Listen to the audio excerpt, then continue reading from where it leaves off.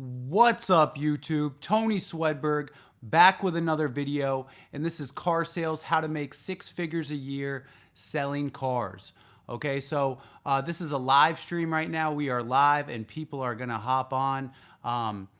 Yeah, we'll get probably 30, 40, 50 salespeople on here, and then once they hop on, they're gonna start asking questions and that kind of thing. It's gonna get real fun in the beginning. I just want to talk about how to be number one. So we'll let a couple people hop on. Living Better, what's up? Got 9 people it says, but it just jumped up from 3 to 9, 14. Okay, so they're jumping on here quick. Just hit 15,000 subscribers. Now I think I'm almost at 16,000. So it's growing, just be consistent with it. Unlike me, I haven't made a video in a couple weeks, but trying to get more consistent. Hit that like button, guys, if you guys are ready. Okay, so let's get into it. Okay, so how to make 6 figures a year selling cars. Okay, so how to do that is you got to jump into the business, and the first thing you got to do is start talking to people, start taking action. So taking action, if you're in the business already, generating traffic. Okay, all you have to do is find something you like to do, okay, and just triple up on it, double up, triple up on it. And that way you're going to be consistent at it. If it's texting people, if it's, going out and prospecting, if it's cold calling, if it's taking ups, if it's running around the dealership, getting people from service, whatever you enjoy doing is what you want to do. Okay. Because anything you enjoy doing, you're going to be number one at. Okay. So first thing, generating traffic. Next thing, you got to realize that the business is totally customer service. You don't need to do a walk around. You don't need product knowledge to sell a car. But, I think it's important to have product knowledge so you can answer people's questions, if they want to know how something works, or if they tell you they want, these features, and then you have to go pick out a vehicle for them because they're just telling you what they want. They expect you to know like what vehicle is going to match that. So if somebody doesn't already know what they want, or like they didn't pick an exact car online or something, then you should have that product knowledge to go land them on a car. But you don't have to sell the car, okay? I was just talking to somebody on a session, and he was like, I used him going out to dinner, for instance, and I was like, what'd you order? He's like, I ordered, I don't know, some pasta plate, right? And I was like, after you told the person what you wanted to eat that night, did they start going into how what kind of sauce they use, what kind of noodles, what kind of chicken? No, you know what you wanted, you came in and you ordered it. It's the same thing with a car, okay? Now, if you ask, hey, what kind of sauce do you use, then the guy should know how to answer, but he's not going to give you all his product knowledge or food knowledge in this case, just to pretty much just to tell you everything you need to know. Just get me my food, just show me the car. So it's customer service up until the end of the test drive. And when you go, so if I get this in your budget, you take this one, right? And if they say yes, that means they're closed on the car. Okay, so the next thing, you got to get really good at closing people on the car.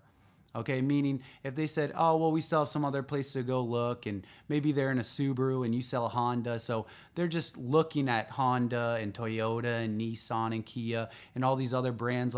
They all look similar. Okay, they all have the same features.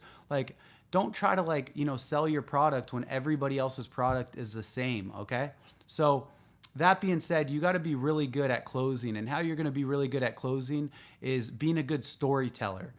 Tell them why you picked Honda. Say, they all had similar body styles. Any feature we had, they had, or they had, we had. But what really stuck out about Honda, or what really stuck out about whatever product you're selling out there, that's what you have to do. And that story is going to make sense to them why you picked Honda or why you picked that product to sell. And that story is going to close them. Okay, and then after that, you got to make everybody, feel like they're getting a deal of a lifetime. Okay, if they are or they're not getting a deal of a lifetime, they don't know. Okay, if I asked you right now, what's the best price you can do on, your Honda Accord, or that car on your lot, or that product that you're selling, you probably don't even know if there's rebates and discounts and all these different things. So how are they supposed to know? Okay, the cars all look alike and nobody knows what the best price is. So it's very easy for someone to have to go shop, because they're scared to make a bad decision. So the first thing, generating traffic, then let's go to closing people, getting really good at closing people on that make, if you're selling a Honda, Toyota, whatever. And then also, getting people really confident that they're getting the best deal to where they're not like unsure. So the manager doesn't have to start up high and slowly go down and make it appear to be a good deal. Or when he starts going down, he goes down a little too quickly and now they're really unsure. Wow, he just took 1,000 off. I have no idea, where I'm at in this deal. Like, I need to go do research. Like, so it gets tough. You have to be good at making things appear to be a good deal and telling stories that make sense. Why you picked that dealership in terms of price, because you didn't want somebody handing out numbers and they were $500 or $1,000 less than your price, and saying things like that. And that's going to be like, wow, that makes sense why I did research before picking, a place to work. He didn't want to be at a place that handed out the second best numbers, and lose business to other places. Just stories that make sense. Why stories? Because it's low pressure, anytime somebody's even if right when you started your job, if somebody like got you into that job, like they probably told you a story about how much you can make and how awesome it is, and like you're like, yeah, I want to go sell cars now. So stories are what close people. Okay, selling and convincing is what makes people bring up their guard. So get really good at generating traffic. Also being a good closer and storyteller, that that story makes sense and closes people on whatever you're trying to sell, rather than face to face selling and convincing and trying to talk somebody into something. And then also, guys, I think we'll get into some questions, but you can scale up when you learn how to generate traffic. You can scale that up as much as you want. You can flood the dealership with people, and sell as many cars as you want. Some people like Ali Rita and all these like big names that sold 100 cars a month. Those guys, like, they found something they like doing. He liked going out and prospecting and talking with people and building relationships. He loved that, and that's why it worked for him. If you tried doing that, maybe you would hate it. So just remember that. I'll get to the comments pretty soon here. I'm sure we got some great ones, but yeah, so just remember that, you guys. Once you bring in a bunch of people, you can pick the deals, and other people are working your deals. Also, you'll be able to take a swing at holding some gross, because you have so many people coming in. And that's what I'm going to get into real quick. Gross, making everything appear to be like a deal of a lifetime. That has a lot to do with gross. If a car's $32,900 and you're selling it for $37,900, nobody knows the difference, okay? But they're just gonna beat you up and keep going down and down until they feel like they got the best deal. And if they don't get to that point, which a lot of people don't, they leave and they keep searching, and keep doing research and looking at other prices and get some knowledge and stuff. So you got to be really good at closing somebody on this is the best deal without saying this is the best deal. So you just got to make it appear that way. If you see a pre-owned car, this somebody asks you what the price is, I would be like, this one's $32,900, but it actually books out for right around $34,000. So we got a really good deal on it. Like, we own it for less than what it's worth. Do you guys like the way it looks?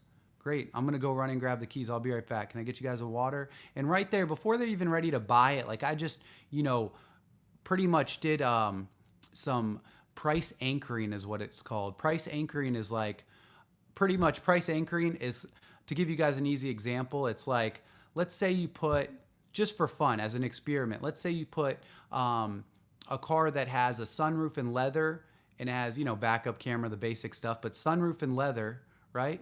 And you put that for $45,000, okay? And then you put it next to the same car, but you put this car at $30,000. Okay, but this car doesn't have a sunroof and leather. That's it. That's the only difference. Okay, well, that person's going to be like, wow, 45,000, that's kind of a lot. And they're going to see the sunroof and the leather and be like, hey, did you need leather? Like, for me, I'd say like, hey, was leather like a big deal for you? I know we're in Florida, so it gets kind of hot. Look at this one right here. This one's 30. So it's $15,000 less, and it's just missing a couple things. Like, you'll notice no sunroof, It also doesn't have leather, but this is like the biggest bang for the buck. What do you think? Wow, that one's 30. I don't even really notice a difference. Like that is price anchoring. It's kind of like if you're going to get shoes and it's like every pair of shoes is 300 and then you see one that says 300 with a slash through it and then it says 129 bucks. You're like, "Wow, that's a deal." Even if it like those shoes are only worth like 129, like it appears to be a deal. It's called price anchoring. It's really why there's an MSRP. There's an MSRP and then there's discounts and rebates. That's price anchoring. Okay. MSRP is like, the starting, what people see, and then they're like, wow, look at all those discounts and rebates. But that's price anchoring for you guys. But let's go through some comments and stuff like that. The best way to make six figures is just reaching out to a whole bunch of people, being in the internet department, taking leads and phone ups. Okay. Leads and phone ups are like people in the market. They saw a car they like on your website. You set the appointment, cars pulled up. You don't have to go look for it. It's not in service getting worked on. Cars pulled up, their name, quick test drive, put them in finance, move on to the next one. But those are the three things: generating traffic, also, getting really good at closing people on your product, whatever you're selling. And then also, that storytelling. Well, to sell somebody, you want to tell stories. So it's not like coming off as selling or convincing, but closing. And then also just making everything appear to be the best deal. Okay. Rather than your manager starting up and then slowly going down, you already make it appear to be a good deal. Let's see. How hard is it to sell Mercedes? First comment I just saw pop up. Very easy. It is not hard. Because there's no competition. It's not like Mercedes or Toyota, Nissan, Honda. So Mercedes, most people see the two things just to answer this question, but pretty much tell you something that's real important. So the thing about Mercedes is there's, everybody who buys a Mercedes usually is in one. They're just coming to get another one. They're repeat. Like you're a Mercedes customer. Like there's no BMW, Mercedes. Like I never had that when I worked at Mercedes. And it's because it's so easy to sell a Mercedes. But let me tell you why. It's because they're already closed on Mercedes. They drive one now. And then they probably already got it from your dealership. So they're closed on your dealership in terms of like, I'm confident I'm going to get the best price here because they already bought from you and they bought because they thought they're getting the best price. So all these objections are because I'm unsure that, this is the right car. I still got to shop, or I'm unsure that I'm getting the best price. Any objection. I had somebody who I did a session with. I do a bunch of them with. If you want one, by the way, TonySwedberg@yahoo.com. Email me or message me on any of these Instagram, Facebook platforms. Right now I'm doing buy one, get one free. I don't like to say that because now when it stops going on, people are going to watch this and be like, oh, no, buy one, get one. So listen, people are closed on Mercedes already and they're closed at, that's the place they're going to get the best price. So it's an easy deal. That's why I always say reach out to previous customers. But yeah, let's go through these. Hey, Tony. Hey. Start asking some questions. Okay, let's see. Emil, I believe his name. Okay, yeah, here it is. Okay, my first day is tomorrow. Finish 3 weeks of training, and tomorrow I start my commission. Any recommendations? Stop training, stop learning, start taking action, okay? And if it doesn't work out, keep taking action, okay? Keep, don't go back to learning and, learn more before you go grab somebody else. Just keep taking action. How to avoid mini deal. How to avoid mini deal is, so same thing, like I said, mini deals is, you start up high and you start slowly coming down. That's what the managers do. And that's how you make people, you make it appear to be like the best deal or a good deal, and people feel like they're getting a good deal. So you got to get really good at making everything appear to be the deal of a lifetime. So when I get a phone call, right? Somebody goes, first question they ask a salesperson is, hey, I just wanted to see if this, let's say it's a Nissan. I just want to see if this 2015 Nissan Altima is still available. Okay. So right when they say that, the person says, yeah, it looks like it's still available. Did you need information or did you just want to come in and, or set a day and time to come in and take a look? right? And then they always ask, well, what's your bottom line price on that car? Okay. Or, what's your best out the door? Or, can you get to 23? And let's say you're at 25. Can you get to 23? That's my budget. And they're saying this because they don't know what a good deal is. So they're just trying to see where they're at, if there is any profit. Like when they first see the car, it's like what they want. And then they see the price and it looks like a good deal. They're pretty sure it is. But then they call in, they always have to they're not 100%. So when I pick up the phone, I'm like, yeah, it looks like it. So right when I pick up the phone, I go, yeah, did you have the stock number? Right when it pulls up, I go, oh, were you talking about the white 2015 Nissan Altima? And they're like, yeah, the white one. Oh, okay. I'm sorry. I'm very familiar with this car. We just took it in. We got a really good deal on it. Like we own it for less than what it's worth. Did you need information or did you just want to come in today and take a look at it? And like right there, when I go, oh, I'm very familiar with this car. I make it special. We just took it in, a little bit of urgency created there. And we got a really good deal on it. Like we own it for less than what it's worth. That's why I'm familiar with it. That's pretty much what I'm saying. Like, and we got a really good deal on it. Like we own it for less than what it's worth. Did you need information or did you just want to come in today and take a look at it? Right when I say that, like we just took it in, we got a really good deal on it, like we own it for less than what it's worth. They go, I knew it was a good deal. And then they just set an appointment. They don't go, oh, well, what's your best price? Like that's because you have to be familiar with every car on your lot.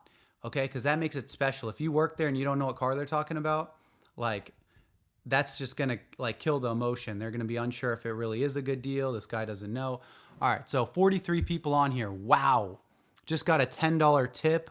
Thank you so much. Oh, that's my boy. I already see who it was. Don Vincent. Hey, Tony.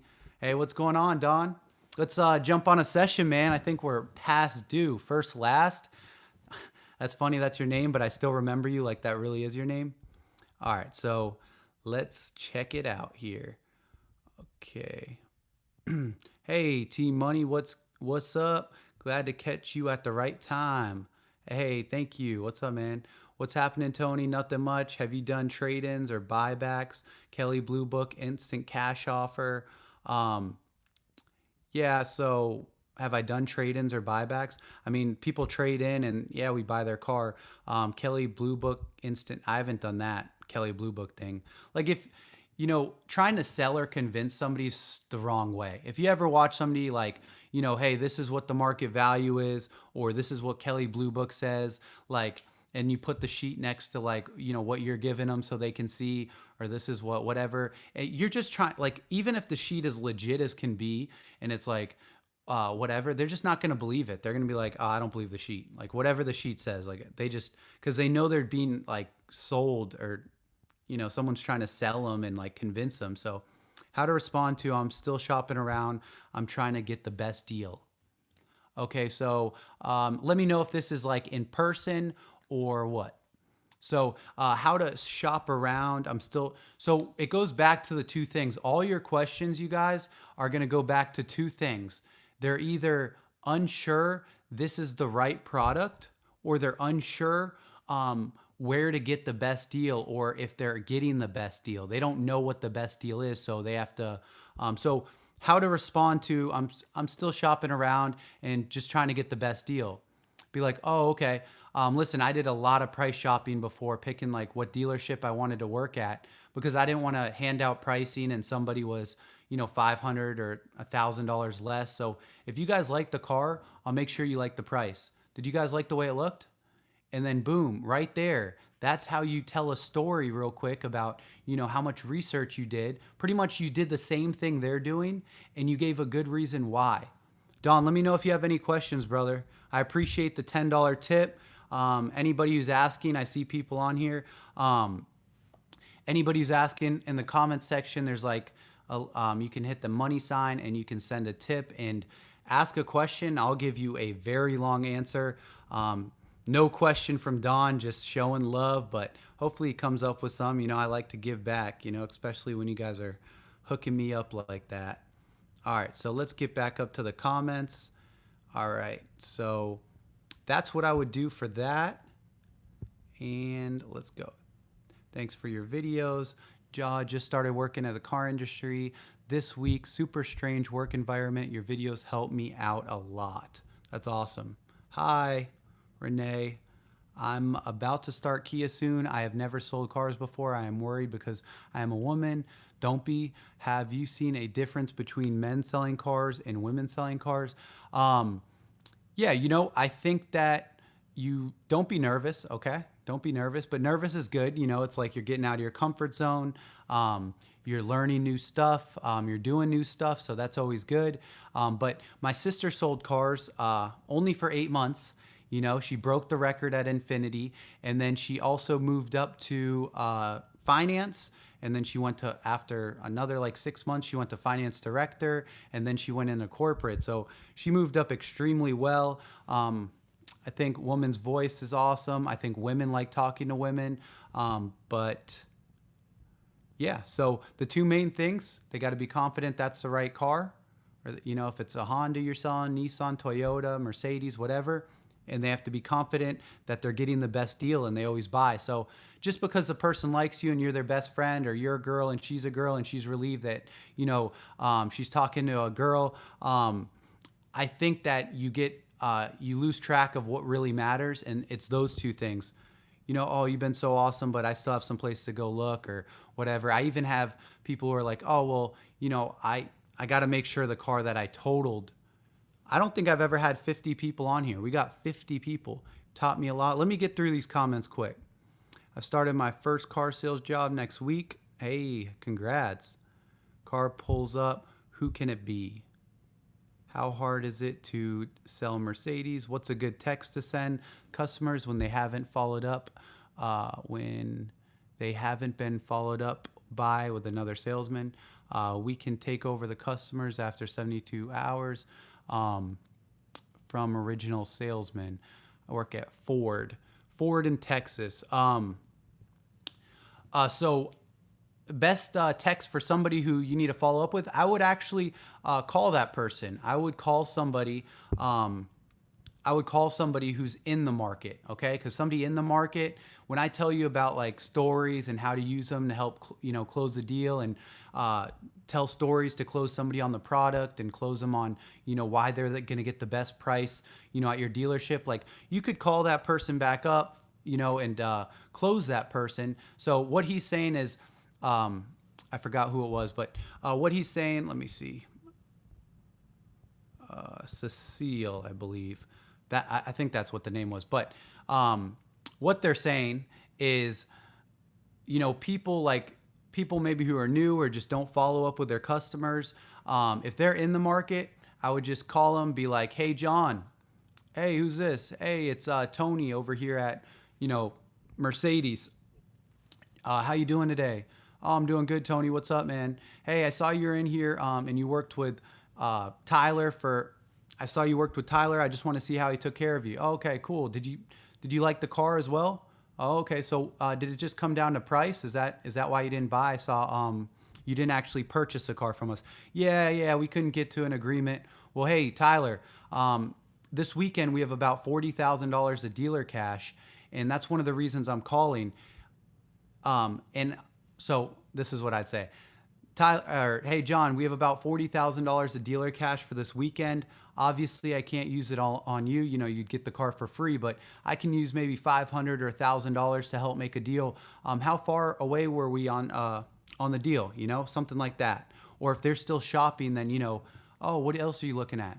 Okay, I totally understand. I did the same thing before picking a car I wanted to sell. I looked at Toyota, Nissan, Kia, and the reason I picked Honda, and then give a couple key reasons why you picked Honda, and then give them a incentive to come in, and then hit them with, we have some dealer cash for this weekend. So if I saved you some extra money from when you were here last week, would you be able to make it in today? And just, that's how you do it. Those are the two things, closing them on the product and closing them on, making them confident they're getting the best price. Okay. So what's going on, Tony? Been in the business 9 months and cannot get past 10 to 12 cars a month. Manager says closing percentage is good, that I need to get in front of more people. Yeah. So, the Joka needs to get in front of more people. So when I tell you guys, I hope by this point, you guys are closed on, the main thing that's important is like, they got to be 100% confident they're buying the right product, they're buying the right car, turning a shopper into a buyer. So you got to get good at closing people on the car and closing them on and making them confident that they're getting the best price. So who are those people? It's previous customers. Previous customers are already closed on your product and they're closed on your dealership because they bought last time. So they thought they got the best price. That's why they bought and they're already driving the product. Those are the best people. All you have to do is send those people a text. Hey, I saw you bought a car from us a few years ago and we're very interested in buying it back. We'll give you top dollar for your car. And if you find something you like, we'll discount it down for you and do our best to keep you at or around the same payment. Is that something you'd be interested in? And they either reply yes or no. Doesn't matter. You send it out to 100 people a day and people are going to respond yes. After they respond yes, guys, one thing I really want to make clear, don't make it a process. After they respond yes, don't say, oh, okay, great. What would you get next? And then they go, oh, I'm not sure yet. Okay, well, can you send me the VIN and the mileage of your car? How's your credit? That's a process. People don't like that. People just want to hear, great, what's a good day and time for you to come in and take a look? Awesome, I'll see you Thursday at 5:30 after work. I just texted you off my cell phone. That way you have my number, my direct number. I'll make sure to be available and have the car pulled up for you. Why I say I'll make sure to be available and have the car pulled up for you is that I want them to know it's not going to be a process. All right.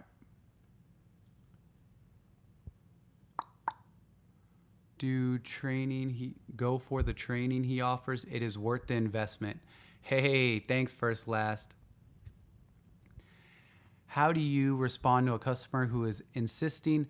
Before I even read this question, I know it's going to be about they're not closed on the price or they're not closed on whatever the product is, whatever this person's selling. But let's go into it. I'm just trying to really put it out there for the last time. How do you respond to a customer who is insisting they want a lower out the door cost? They don't know what a good price is. They don't know. Okay. They are financing, but push on the final cost even when you ask, what is the payment you are looking for? What is the payment you are looking for?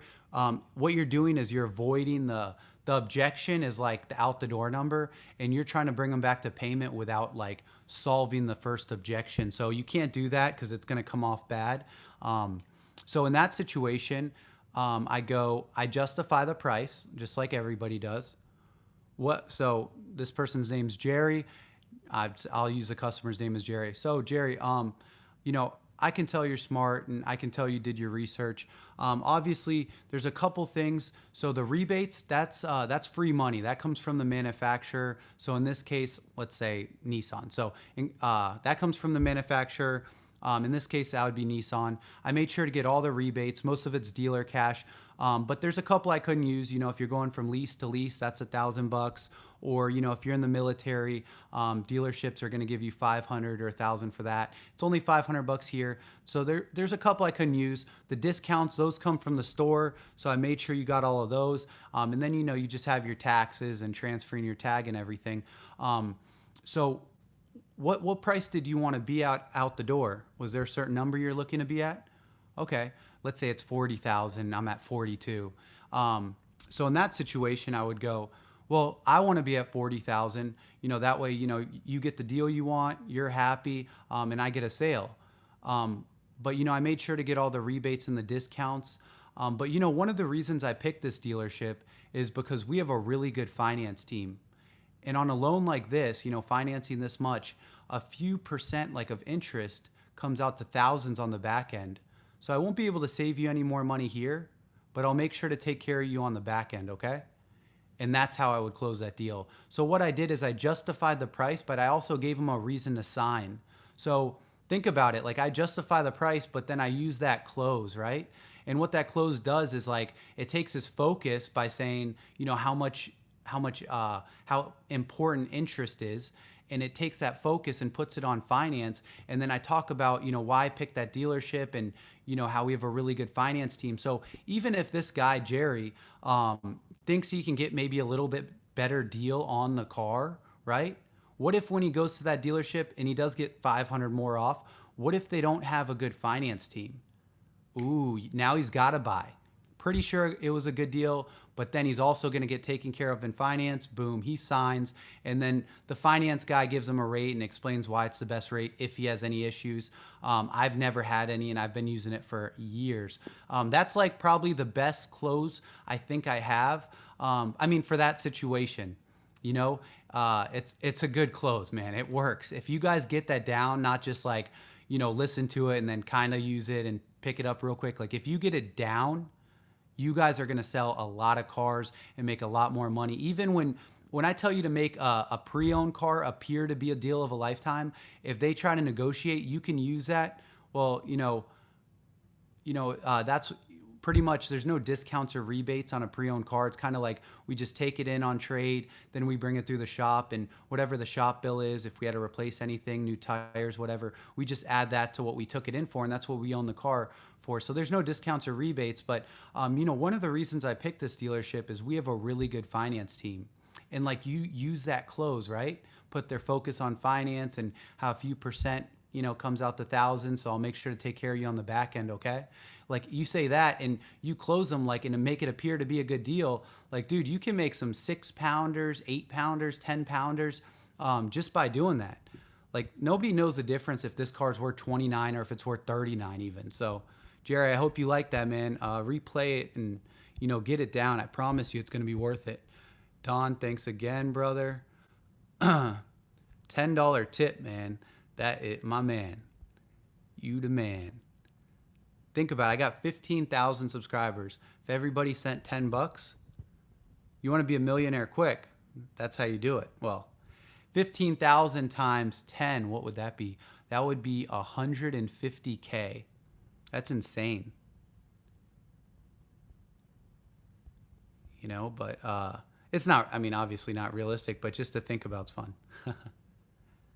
I'm just saying, if I get $1, $2, I appreciate anything you guys send, and I'll give you a long, super long answer. And make sure to click out of this live chat real quick and hit that like button for me. All right, so let's get through these a little quicker. You've taught me a lot. How hard is it to, okay. Let's see.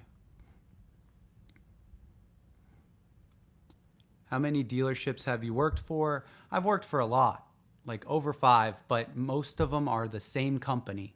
So yeah, like 5 for the same company, because I have a lot of family in the business, so I have to move and stuff. I have to explain. If I don't, they'll be like, oh, he hops dealership to dealership. So what's going on, Tony? Been in the business 9 months, cannot get past, yeah, we just answered that. Oops. What's up, Tony? Should I tell the customer you are a new guy selling cars? If so, what would be a good line to use? Hey guys, so if you have any questions that I'm not able to answer, I just started a week ago. I have a guy right when we get back, and he knows everything. He's been here like 50 years or something. I don't know, but I'll make sure if you have any questions that I don't know, just let me know right when we get back. I'll get the answer for you. But I'm new here, so if you guys like the car and you guys help me get my first sale, I'll help you get a great deal. They said, oh, all right, sounds good. And that just totally puts their guard down towards you because you're new. You're not like a car salesman yet, Go for the training he offers. Thank you, bro. What do you do if you run through all of your online leads? You just keep your leads on. So if I go through all my leads, keep your leads on, follow up with the past leads, just put your phone on speaker and do your click to call or call the people, and I would just go to previous customers and people coming off their lease and just hit those people up, because those people are already closed on whatever car you're selling, and they're closed on your dealership in terms of getting the best price. So I would just click text to them and then put the offer that I said out there. Jerry, personally, I would focus on relationship, coming across as trusting, wanting to help them. I want to give you a lower price. I would if I could. This is how it is. If you hit the wall with pricing, of course, they're going to try to get a lower price. Totally normal for doing that. It's just they don't know what the best price is. So I think that's important to know. I'm a woman, just started in the industry. Oh, okay. Java. I'm a woman, just started in the industry. Another one. Awesome. I train a lot of women, so it's it's more like, I thought there's a lot more guys, but there's a ton of women in the car business, or at least that I do sessions with. I'm only one in the sales department. You know any women that are great at sales? Yes, I do. I train one, quite a few of them actually, but one all the time, and she's doing great. She's gonna make 10 grand probably this month. We're gonna get her there. Sorry for putting a probably if you're watching this, but we are definitely gonna get her there. She's getting closer and closer every month. She's making more. She just right after our session, she sold a car the next day, and she's selling Infinity luxury cars. But she does great.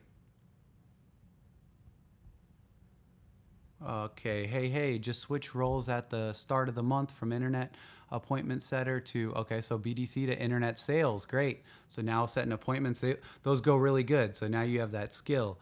Already off with a 1.5 car start. Good for you. Thumbs up. Yeah, hit that thumbs up button, you guys. Click out of the comments and just boom, hit that for me. Helps promote the video. What's better, furniture or car sales? Car sales, I would say. Unless, like, you want to learn about furniture or something, but yeah, definitely car sales, bigger profit margin, I would say. Nice wild wing, high five, and keep going. I am number one right now so far in the month with 3.5 cars out. Thanks for all your training you provide. No problem. Keep it up. Big fan of your videos. I was wondering, for someone starting in the car sales industry, what's the best way to get to know the product knowledge, and what should I know best? Stop trying to learn and all that stuff. Just go take action. You're going to learn as you go. Running around looking through windows, it has leather. You're just going to learn as you go. So you don't need to know everything before you go take action. You need to take action, and while you're taking action, you're learning. So product knowledge, it doesn't have to be, you don't have to know a whole bunch, okay? To start selling cars. I went to a Hyundai. The first day I sold 3 cars, my first day. So my GSM married my sister, right? Like when I was working at Nissan, and he walked me outside. He said, "You got to go to Hyundai. Corporate just called and said that you can't work for me anymore since we're family now." And I was like, "No way. You took my sister, now my job." And I was TO'd. I went over there, and then my first day I was like mad, and I was like, you know what? I'm just going to make them wish they never sent me away. So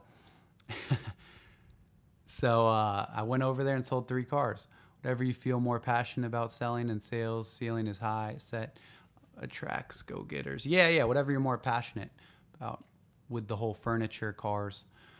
Definitely appreciate everything you were showing, man. Amazing work. Just started watching your vids a week or 2 ago. Thank you very much, Channing. Love the content. It's very helpful. I work at Nissan, by the way. Awesome. How to get on their level? How to get on their level? They do something they love. They love building relationships. So he's talking about 2 people who sell like 100 cars a month, or like crazy numbers, and they just found a way to generate traffic that they love.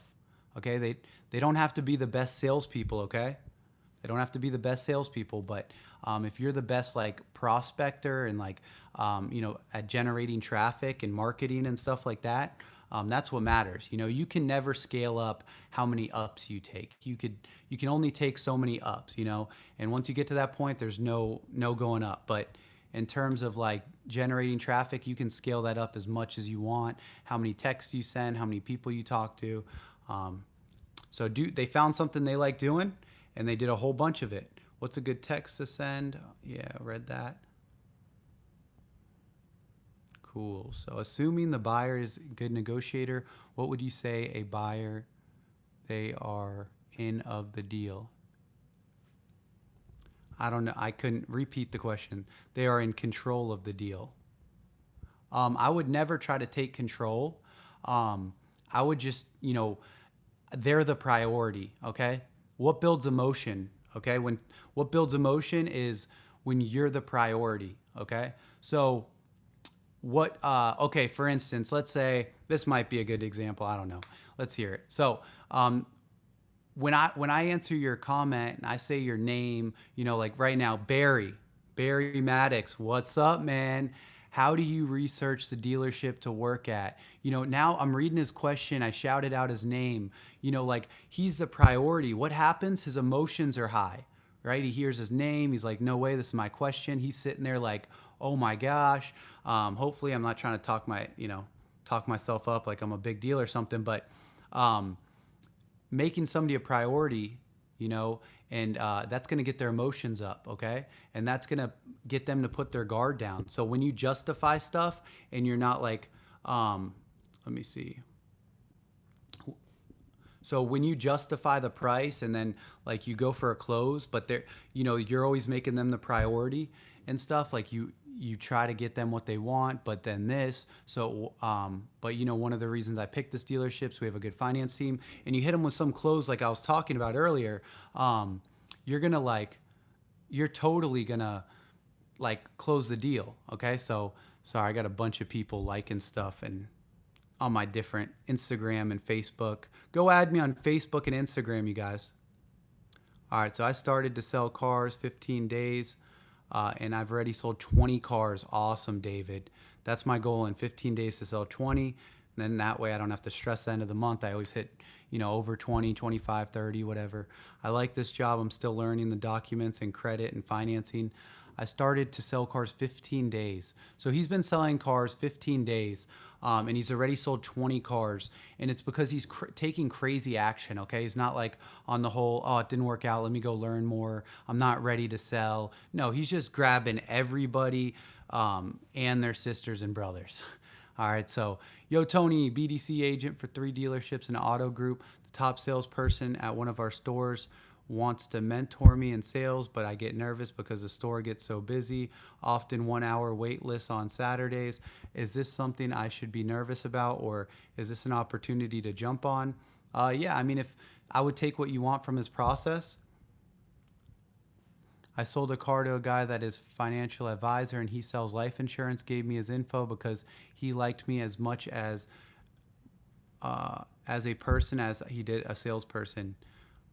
He wanted to recruit me to become a financial advisor. What do you think about becoming a financial advisor? I think that's where all the money's at. All the money. So sounds great. And you get to help people.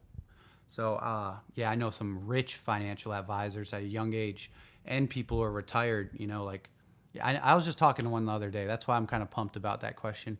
Hey, Tony, I'm 20, working at Toyota dealership. I've been there about a month. I'm going on the floor in a week. Any advice at all? Everyone at the dealership watches your vids. Thanks. Jordan, there about a month, going on the floor in about a week. Just what I said, take action. Don't worry about knowing everything, and watch my videos. I always say do sessions after work, before work. Watch my videos on the way to work, on the way home maybe. But when you're at work, it's time to take action. Okay, it doesn't matter. I was talking to a boxer. I had a session and he was a boxer, and I was like, when you're boxing, how like if you're right-handed, right? And he's like, yeah. I was like, how you're supposed to swing with your left hand, right? Like if you're swinging with your left hand. I boxed for like 3 years, by the way, guys. Little fun fact, but when you first start, you're like, it's so hard to swing with your left hand and like pivot your foot and get it all down. And they teach you exactly how to do it. But no matter how well they teach it to you, it's like when you go to do it, it's tough. It just doesn't like come out right, even though you know exactly how to do it. And that's what I mean when my knowledge and stuff you learn, it doesn't convert to skill. You got to take action and practice over and over and take action and action. And if I say don't sell something, learn something that day, you should always sell something or learn something. I mean, if you should start off trying to sell stuff, and if you don't sell something, you're going to learn something in the process of trying to sell something. Don't just learn, okay? If it's a test, that makes sense. You study, and then you go take the test, okay? But that's not the case, okay? Unless you haven't started in the business yet and you want to study beforehand. If you started, go take action and learn while taking action. Hey, Tony, how do you get around to studying your products? And I've never studied products really, maybe a little bit. As I go, I learned what are big things or facts to know when selling a car. You don't have to sell the car, okay? I mean, the person tells you what they're looking for because they know what it looks like, and they tell you the features they want because they know what the features are, and they like them. They know what they do and they like them. So Martin, listen to this guy. He knows his stuff and very educated about life in general. Martin Stevenson, awesome. Fun story about Martin. Martin reached out to me. I'll let Martin say if I can tell the story because I don't want to just put his business out there. I think I talked about it before, but maybe, since it's his name and stuff. Let me know, Martin. Tobin, you should do it. I did the same thing as you, just switched from BDC to sales. I'm still in internet, but it's a great transition. Hot buttons, hot buttons, hot buttons. Okay. Give me 1 second. Let me check my battery. Right. All right. Cool. All right. I am back. Let's see. Hot buttons, hot buttons, hot buttons.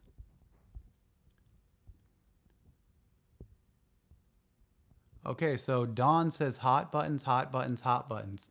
Um, I think that Dawn, I think that you just really got to like really pay attention to um, the person you're talking to, and just kind of like really pay attention. Like, first off, like, I say like on the test drive, I'm like, you seem really smart. What do you do for work? Like, if I feel like they seem smart, like I'm not gonna lie. If it's somebody who I don't think seems smart or something, I'm not gonna say that.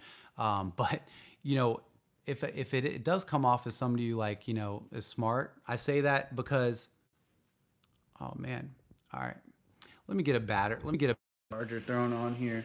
I guess we're gonna go with a long live stream today, guys. Stay tuned. All right, charging it. Took out the microphone. Got this microphone. It plugs into your iPhone. Check this, Rode. Cool, right? Plugs into your iPhone. Little micro. I made my whole channel, almost 16,000 subscribers now, with just an iPhone 7 and this microphone. See that? Pretty cool, right? I did a couple professional videos because my brother had a good camera, but hot buttons. So you just got to really find, like, you just got to listen to them and just see where they're uncertain at, like, see where, if you feel like if you're going to close somebody on a deal, like let's say somebody, we're walking to a car, they go, yeah, I'm thinking about leasing it. Oh, those lease really good. Like right there, I build emotion, like, oh, wow. And then you seem really smart, like that flatters somebody. Like, you seem really smart. What do you do for work? Oh, what's that consist of? Making them a priority is going to get their emotions up. That's why I don't do a needs analysis. I need this. I need to know your credit. I want to pull your credit. I need your license. I need your phone number. I need your email. This is all stuff I need. It kills emotions, okay? And then it's stuff that I need, okay? And then I can show you something, but you can't just keep asking for stuff without giving. You're supposed to give, and then ask one time. So if I get this in your budget, you take this one, right? Yeah, if you get in my budget one time, okay? And don't give people a couple choices or something like that. People walk in there unsure, okay? So you got to really just listen to them, and the hot buttons will kind of jump out at you. Just pay more attention, and then just be really good at closing people. That's how you get the emotions high. Like, you got to know like where they're uncertain, like where they're unsure, and then you got to fill that in, with telling a story about why you picked the dealership, or why you're selling Honda or whatever. Great deal for you, fair deal for us, and something you can say yes to. Great deal for you, fair deal for us, and something you can say yes to. Huh. Thank you so much, Tony. Appreciate it. No problem. See? Jerry's like, thank you so much, Tony. I appreciate it. His emotions are high because I called Jerry out. I made him a priority. Okay? Shahab, I think, just comment. Let's see. Need some advice on people who come in to shop around. There's no way for them to follow your steps to the sale. Yeah, there's like 4 steps to the sale, sometimes 2. Got to bring them right to the car. Do your needs analysis on the way to the car. Hey guys, what brings you in? We're looking at cars. Great. Who's the car for? Oh, it's for me. Awesome. You excited? Cool. So you're looking at new or pre-owned? Okay, great. New. Was there a certain model you're looking for? Oh, those are right over here. So are you from around here? Oh, that's a really nice area. So I didn't really see. What are you driving now? Oh, okay. Honda Accord 2005. Nice. Those are really, really reliable cars. You've had it 12 years, or did you buy it pre-owned? I got it pre-owned. Cool. Good car, right? No problems or anything like that? Whatever. And then just be like, so what kind of features do you have now? Listen to what they want, like what kind of features they, and then after you hear what features they have, is there any additional features that you want on the new car? Okay, great. So here's the Honda Accords over here. Was there a certain color you're looking for? Okay, great. Here's a white one over here. You like the way it looks? Boom, you go on a test drive.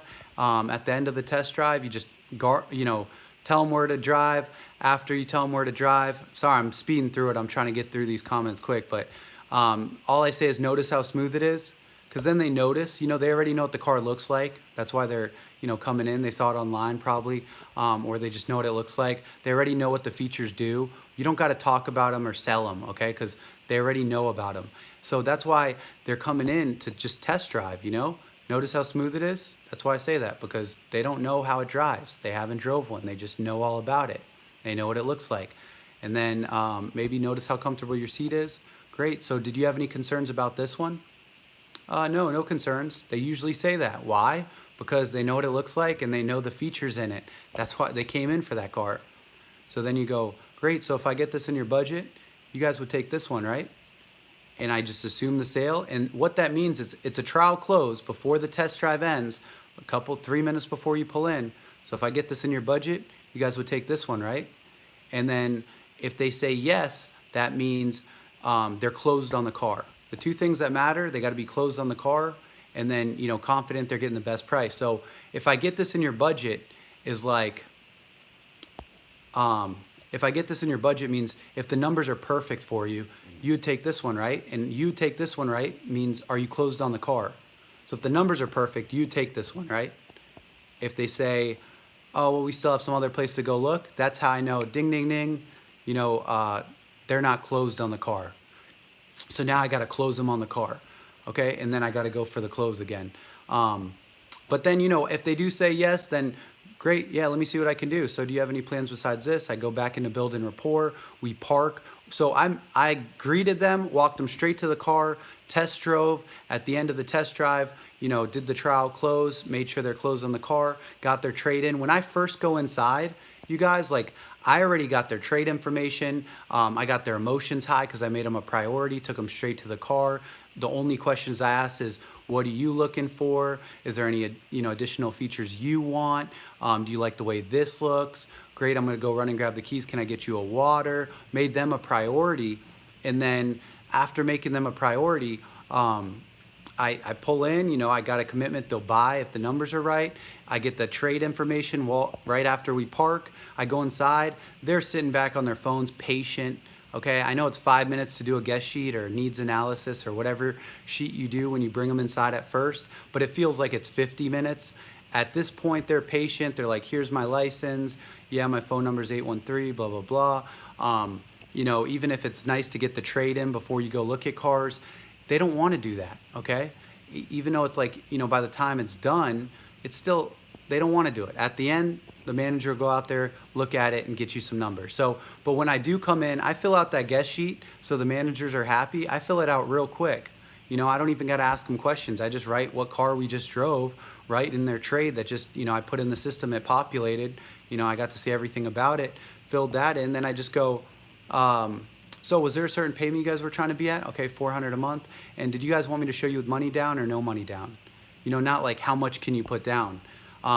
Did you guys want me to show you this or this? Making them the priority and that, zero down. And then I come out, whatever the numbers are, it doesn't matter. I'm going to close them, So, and then I go, also just for accurate numbers, did you know your credit score? Like 1 to 10, did you know your score?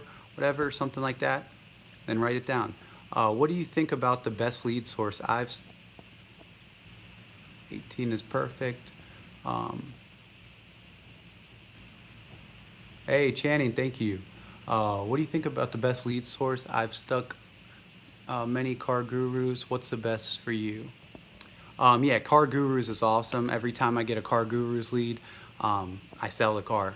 True Car is the worst in my opinion, in my experience actually, but that's in my experience.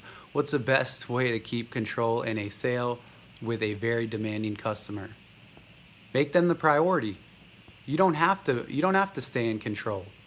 You know, you just got to be you got to be smarter. Okay, it's not like that's like saying like the guy who's coming at me, I don't know why I'm talking about boxing, but the guy who's like taking control of the fight and he starts coming at me swinging, like all I got to do is be that chess player. I just got to duck, dink, every time he drops that hand, I know he does, dink, and just catch him. So you don't got to take control. You don't want to feel like you're taking control. Like that's not the game we're playing. We're playing like, you're the priority. Like, what are you looking for? And like, if you find out like there's some insecurity and they're uncertain or something, like, you build their confidence and then you close them on the car, you close them on the dealership in terms of price, and you just always surprisingly unconfrontational with the person.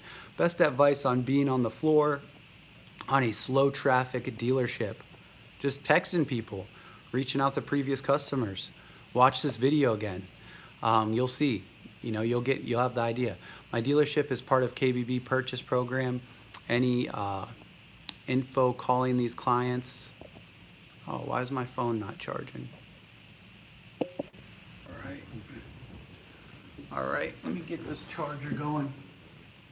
All right, here we go, cool. All right, so I'm wearing an old work shirt actually. Yeah, so what's the best being a floor, slow traffic? My dealership is part of KBB, yeah. Calling clients actually show up. I can really increase my income by getting a few more per month bought. Yeah, so with those people, you gotta make sure they're closed, man. It's easy to set an appointment that like a lot of the time if like you're trying to convince and sell over the phone, like I think it's just like putting an offer out there and like just it's the amount of people you talk to. Like just put an offer out there, your best offer. Even if you don't want to like call them, you could just text them, text them this offer and just go through a whole bunch of people and text them this offer and just put a really good offer together. Take a while to put it together and then copy and paste it to all these people, or call them and say the offer. But you don't convince. You're trying to close people. So whatever the objections are, just use my techniques to help close them.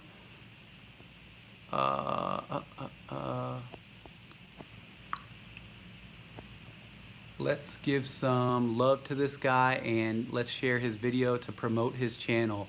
Luis Garcia said, I'm gonna read again.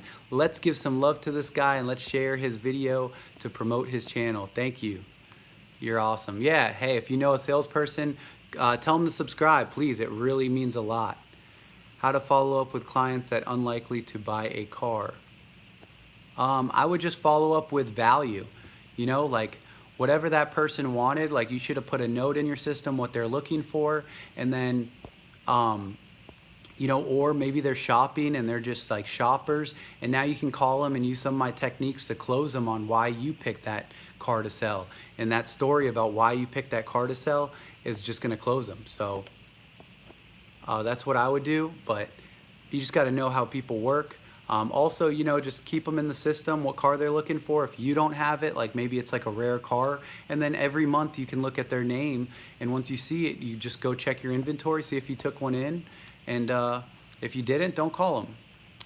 Don't worry about that one person, like it's a numbers game. Like I'm not worried. I text 100 people, only 30 people probably reply yes back, like to opt into the text. Maybe more than that, but like 60 people out of the 100, I don't care about the 40 didn't reply. Like, cause I'm doing something I don't mind doing and I'm doing a lot of it, and it takes no effort to just click text and they put yes and I copy and paste, hey, we saw you bought a car from us, we want to buy it back. So, and I put that offer out there. So don't worry about that one person. Like, let's start, when you're worried about that one person, that's how you get many deals, and that's how you don't make a bunch of gross. But when you got 3 people in the showroom almost at all times, like you're like trying to hold gross. If you don't, then you just close the deal, and then the next person you do it. Because like worst case, if something happens, you know, like you got somebody coming in an hour. So get good at generating traffic. Get a lot of email leads. What's a good thing to say to get them inside? Email leads, depends what kind of, I mean, you know, it's just your best offer putting it out there. So it depends what kind of email leads. I got to look at the lead before, you know, I decide what I'm going to send out. How to talk via phone on the first call. Pretty much on the first call, you just go, it depends if it's a follow-up call, first follow-up call, or it's, you know, somebody who put a lead in. If it's somebody who put a lead in, meaning like they typed in their information, guys, and then like on a car that they liked, then, you know, you would pretty much just be like, hey, John. Hey, John. Hey, who's this? Hey, this is Tony from Nissan. I was just calling. I saw you're interested in the 19 Nissan Altima. I just want to let you know it looks like it's still available. Just seeing if you need information or you just wanted to set a day and time to come in and take a look. And then just hit him with that, you know, and then set the appointment or listen to where he's at. Do you think I should stick with car sales if I have offers with real estate and life insurance? The life insurance recruiter wants me to work with the New York Life. Life insurance is great. I think you can work from home. Real estate, you know, if you're an entrepreneur, real estate works good. But I mean, yeah, stick with, I mean, it depends, man. It's like you're not really chasing like if you don't like car sales, right, and you're looking for other careers, like, I mean, you're not really, you're chasing freedom. You're not chasing like more money is not going to make you happy, or like a different job's not going to make you happy, even if you are working from home. You got to, like, while you're at work, you know, my dad always says, work sucks. That's why they pay you to do it. And it's so true. It's so like straight up, but it's so true. Like, you know, it doesn't have to suck, but you know, like, just while you're working, you know, you go in the car and make a YouTube channel or make a YouTube video like I did and start something, or, you know, you hit people up for 3 hours from 9 a.m. till 12. You go to lunch, you come back, you start drop shipping online or start a business while you're at work. No money required. Like, you don't need it. I had an iPhone 7 in a dream. Now look at me. I do furniture sales where just like car sales, broken 60K a month. I have never broken 60K a month, and our top writers do 90 to 100K a month. So he was not joking. How do I break through the top writer? Numbers game. So it's a numbers game. You just got to outwork that person, and you just got to reach more people. So that person is just probably like, you got to get really good at making everything appear to be a really good deal. That way you can make a bunch off each deal. But you also got to be reaching more people than him. Like, no matter what, like if you take it just numbers game, like even if he's making more per deal, like you can talk to 3 times, 4 times as many people. Just, you know, reach out to get a bunch of numbers, and instead of calling 30 of them, text 200 of them. Newly joined in Honda in India. It's awesome. We got some people from India. I had a customer come in and he loved the Nissan Murano we were looking at on the test drive. So right here, before I even keep going, this guy just wasn't closed on the car. Like, he loved it and everything, but guess what? The Nissan Murano is an SUV that looks like other SUVs and has the same features as other SUVs. So this guy's gonna be unsure and he has to look, but let's keep going. I'm guessing that's what it is. Getting cocky with it. All right, him, if it drives smooth, he didn't reply, it drives okay, and then said, I didn't, and didn't budge really at all. Any tips? If he says it drives okay, I would just be like, oh, okay, good. So you seem really smart. What do you do for work? You know, and ask him, start, you know, making him a priority. And like that's the type of guy who doesn't like to be sold at all. Like, if he even feels like that was a sales line, or like, you know, you're asking him that because you want him to love it, he's gonna like put his guard up and like push back and be like, it drives okay, you know? and be like, yeah, these do drive okay. I'll just, yeah, they do drive okay. But you seem really smart. What do you do for work? Hey man, so did you have any concerns about this one? And then just be like, well, whatever his concerns are, you'd have to be like, well, I mean, if I got this in your budget, you'd take this one, right? And then just listen to what he's got to say, and then just, you got to just have those, whatever the objection is, you got to just say that story, tell him that story why you picked Nissan, and then close them on Nissan, and then you got to close them on your dealership in terms of price. Make them a priority. I didn't know how to get him to love the car throughout the process. Show much emotion. So you just had to make him a priority. You can't make them love the car. You just listen to what they're looking for and show it to them, and then you make them the priority. That's it. You don't have to sell the car. I knew he loved it, but I couldn't get the emotions high during the deal to close, and kept mentioning wasn't going to buy for months, even though I knew I could have closed him here. Yeah, so you knew you could close him, so that's his objection. Like, so I'm not going to buy for months. That means he just wasn't closed on the car. Like, he wasn't closed on Nissan, or he just wasn't closed on, or he wasn't confident he was getting the best price, or that he was gonna get the best price, whatever. So those are the only two things that really matter. This guy, I really would have made him a priority, and then also just told a story why I chose Nissan to sell, and then also why I picked this dealership in terms of price. And then maybe I'd say, listen, this weekend we have about $40,000 of dealer cash. I obviously can't use it all on you. You'll get the Nissan Murano for free, but I can use 500 or 1,000. If whatever. Sorry, I've been on here an hour, but if you like the car and you wanted to see numbers today, if I was able to save you some extra money, you'd take this one, right? Do you think it's worth working at a subprime location, doing like 10 cars a month? 50-ish hours a week. Subprime, so bad credit, selling 10 cars a month. No, I mean, why?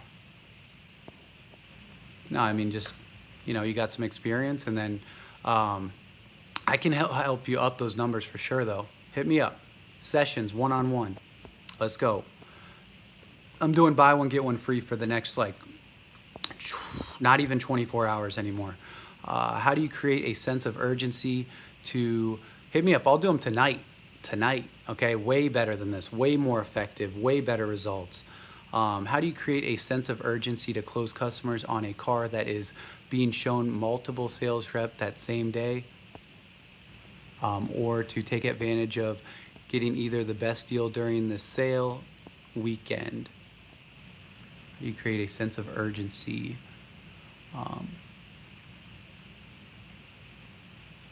Yeah, so pretty much just be like, okay, let's say they came in for a car. I mean, to create the sense of urgency, you just act familiar with the car.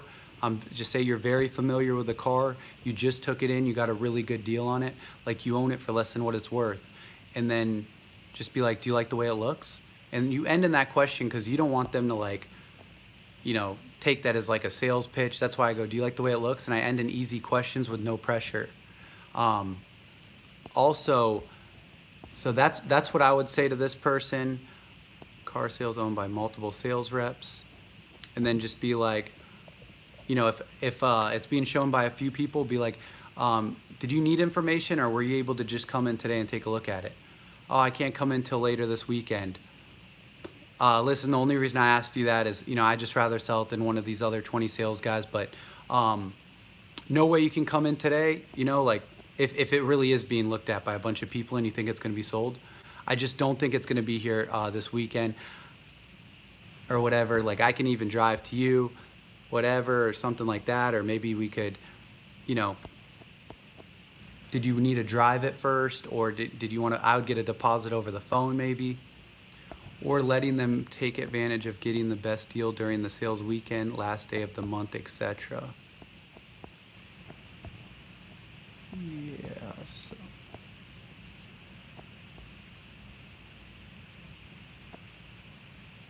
Do you recommend riding with customers on the test drive? Yes. You have to do that trial close. Make sure they're closed on the car on the test drive. They'll drive it and be talking about, like, if you're with them the whole time, they can't be talking about like what their plan is when they get back and stuff. Like, definitely go on the test drive.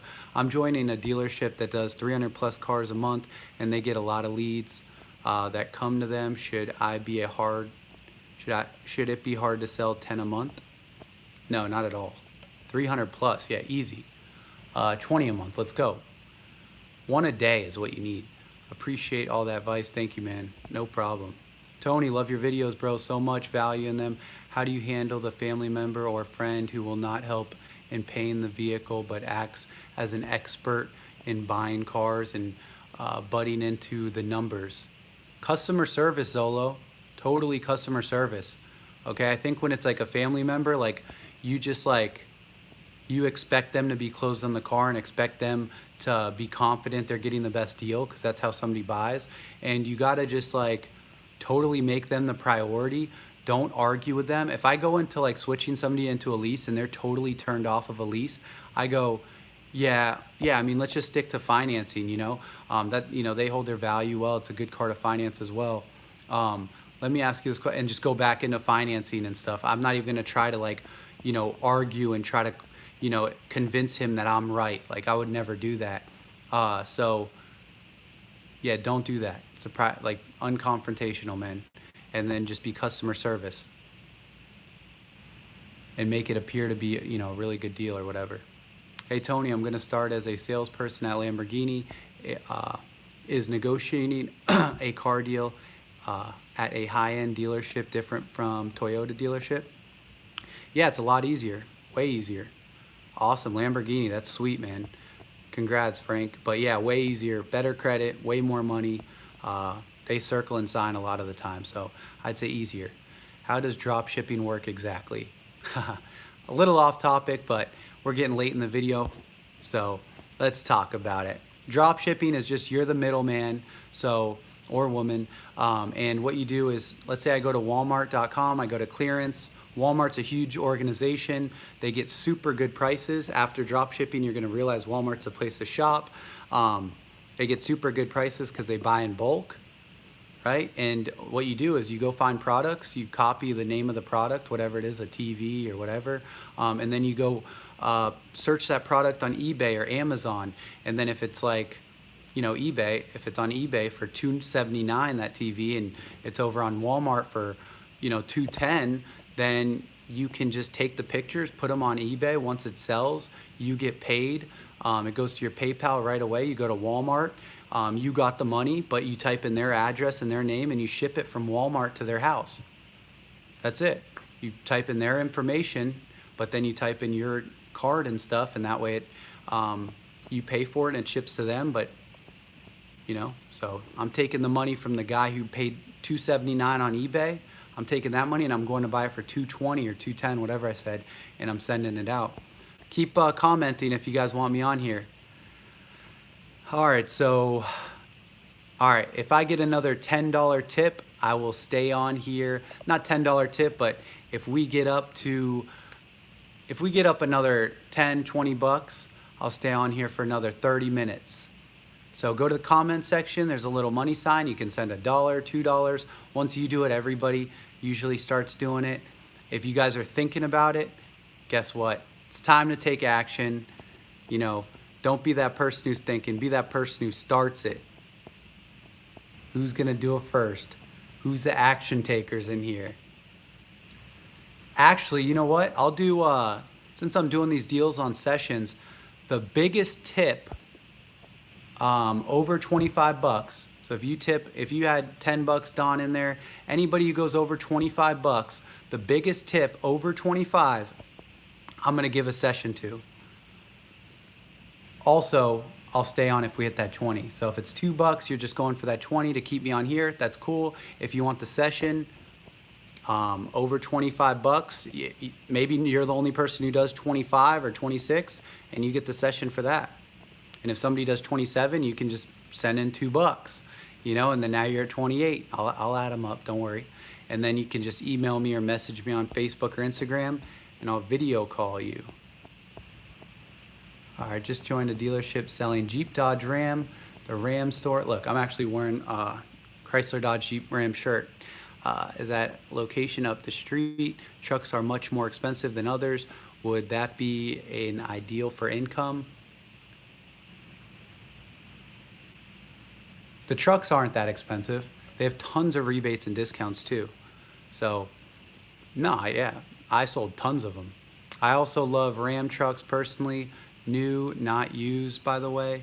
I would recommend selling new cars if you can only have a choice of new or pre-owned for a lot of reasons. Thanks for the one-on-one, Brennan. Hey, Brennan, good talking with you, brother. I booked a session with you and great value. He's new, hasn't started selling yet, but oh, there we go. Let's see. Who was that? Was that Mr. Cool Kid? Hey, thanks, brother. Oh yeah, the Mr. Cool Kid. Okay, cool. Hey, the Cool Kid 1996. Thank you so much. I know it says $24.99. Don't worry about the penny. It just does that. No big deal. You are getting the session so far. If I end it right now, which I don't know how long I'm going to stay on here, but I might stay on here for a little while. Might not. Not sure yet. So Brennan, we had a great conversation. I talked to him for a while. He hasn't even started selling cars yet, so I was just telling him some stuff I thought he might want to know.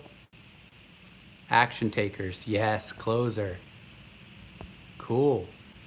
The Mr. Cool Kid's first right now, 25 bucks for his first session. Thank you so much, man. I appreciate you. And what a decent pay plan looks like. All right, decent pay plan looks like. Concerned about working commission only.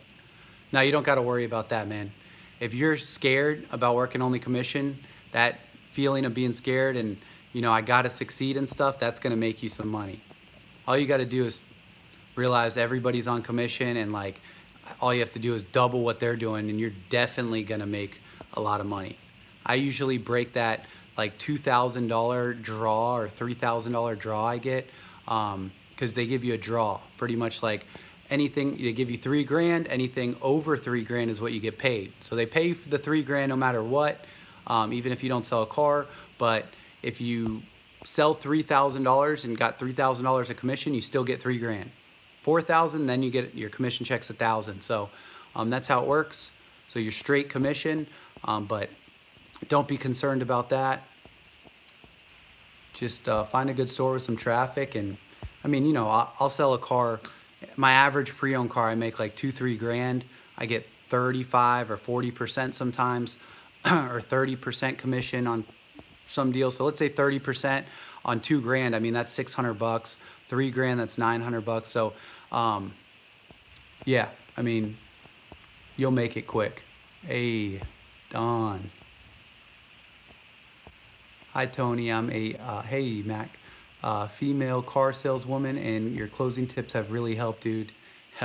Awesome. I'm glad. Hey, Tony, I've been watching your videos for a while, and I recently finished my first month in sales at a Hyundai and sold 10 cars with no experience, which is all right, I guess, aiming for 1 a day at least. Keep it up. No, that's good, you know? 10 cars is like the amount, after 10, like, I felt comfortable. Like, you know, I've been in a bunch of situations, like, you know, this guy's leasing, this guy's bad credit, this guy, you know, like, so it's just, I feel like after 10, like, then you start pumping them out. So you're ready. Sell Nissans and absolutely love it so far. First month has been great. Any big tips for car sales ladies? Car sales ladies. So whoever wins the session, so far it's looking like somebody sent 25 bucks. So just message me, because if you don't message me, like, your name's not even a real name on here, so I won't be able to reach out to you. So message me, whatever, and I'll get back to you. Instagram, Facebook, we can do it tonight, or email. I stay up late. So anyway, my question is, how do we handle customers, usually Indian, South Asian, who try to haggle ridiculous price? List 25,000, best price 23K, offer like 20K. Why do they think there's 5K? Because they don't know what a good deal is. You can't blame them. Okay, I mean, it's it's hard. Have you ever sold a car that was pre-owned and you're like, hey boss, did we make any money on that? Was there any gross? It's because you don't even know what the best deal was. How do they know? You know, or on a new car, like, was it bad? Was it a bad loser? Did we lose a lot of money? Like, and they're like, oh no, it wasn't, or yeah, it was. Like, it's just, you don't even know what a good deal is. So how are they supposed to? So they're just trying to get the best deal or trying to find out what the best deal is. So you have to tell a story about why you picked that dealership. But yeah, you know, they don't have emotion a lot of the time. It gets really tough. So yeah, that's a good example. You know, like Indian person or Asian people. I feel like there's a lot of Indian and Asian people that come in, and it's straight numbers, and you get to realize no emotion makes it a really tough deal. So um, getting emotions high does help close the sale for sure. And gross, yeah. You just got to get really good, Christian, at making it appear to be a deal of a lifetime. Um, Listen, I did a lot of research before I picked this dealership. I didn't want to hand out pricing and somebody else was $500 or $1,000 less. So if you like the car, I'll make sure you like the price. Were you able to come in today? Oh, listen, I just want your best price. Whoever gives me the best price, they're gonna earn my business. Oh, okay. So listen, I did the same thing you're doing before picking this dealership. I just started here a few months ago, but I did a lot of price shopping because I didn't want to hand out pricing and somebody was whatever, you know, what I just said. But if you come in, your presence is your leverage. If you like the car, I'll make sure you like the price. For some reason, you know, you like the car and don't like the price, I'll give you a full tank of gas just for coming in. Were you able to make it in today? Talk about Dodge Ram.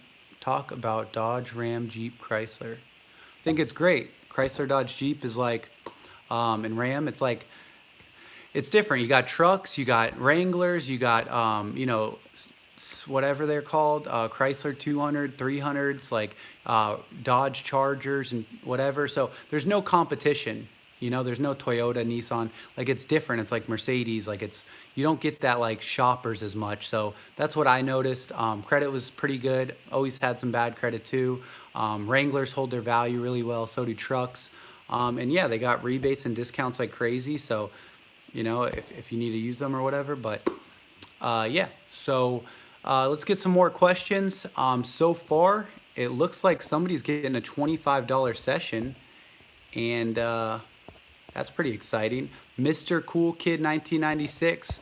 Anybody who sends 25 bucks, you go to comments, hit the money sign, and then you get to move the bar.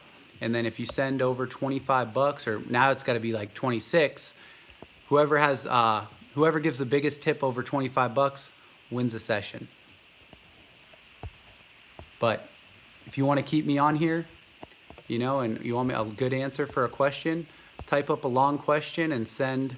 I'll be on here at least another 10 minutes, maybe longer, you know. So let's see if we get some more comments. Come on, bro. LOL. Hey, Mr. The Cool Kid 1996, bro. Listen, man, I'm not gonna make it that easy. I'm gonna give you some competition, bro. So we'll see. Hey, I'm happy for you, man. But if somebody just jumped on, they don't know about the competition, like, that's not fair. He's like, why are you getting people to beat my tip? Mr. Cool Kid, you trying to do it tonight or what? You trying to do it right now? Hey Tony, I've worked in the same Nissan dealership for 5 years and have 6 figures in the last 2 years. PayPal pay plan changed. Hey, thank you so much, Christian. I'll get to your comment in just a second. Around March this year, I am thinking of, hey, cool. All right. Of AL. What's the question here? Of moving. All right, so yeah, if the pay plan, they got to have a good pay plan. Important. How to keep control of the conversation. Okay, we'll talk about that, Brendan. Thank you for your insight. Yeah, no problem, Christian. Let me know if you have another one. Thanks for showing love, bro. I really appreciate you. Sent me $3.99 Canadian from Canada.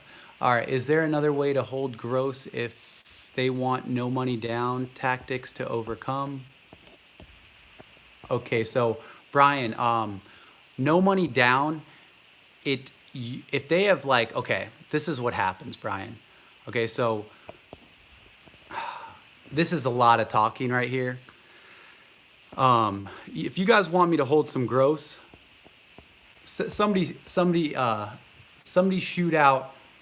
shoot out a tip and say, yeah, we want to hear some gross, and then I'll give a long answer, because that is a long answer.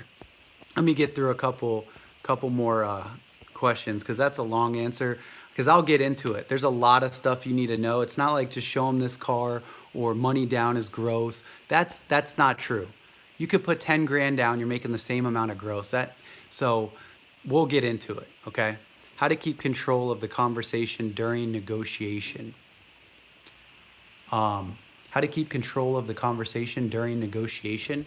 Well, the whole point, Brennan, and I think we could have talked about this too, is like when you don't want to negotiate, okay?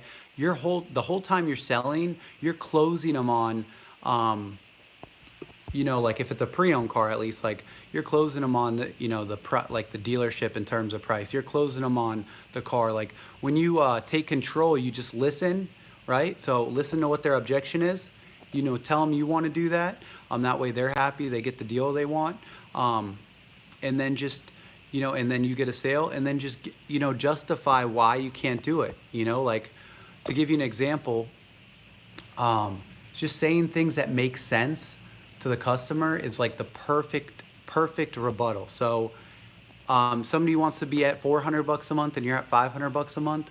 All you do is go, okay, so when you came in here, well, first thing I'd say is, okay, so, I want to be at $400 a month. That way, you're happy, you get the deal you want, and I get a sale. But, when you don't put any money down, you finance the whole car, your taxes, your tag, everything, usually the payment's going to be a little bit higher. But what most of my clients like to do is, they like to, instead of putting money down, because you need 5,000 down, to get you to $400 a month. So without putting 5,000 down, you can just make 10 payments at $500 a month. And after 10 payments of $500 a month, at that point, you've paid the car down 5,000, and you can go to a bank, fill out a quick application, and that bank will buy the loan from whatever bank we go through today. But when they go to buy it, even if your interest rate's the same, your loan is $5,000 less since you paid it down. So at that point, Brennan, hey, my boy. So at that point, even if you get the same interest rate, the loan's going to be $5,000 less, and your payment's going to be $400 a month. So, right, so you'd be able to make 10 payments of 500, right?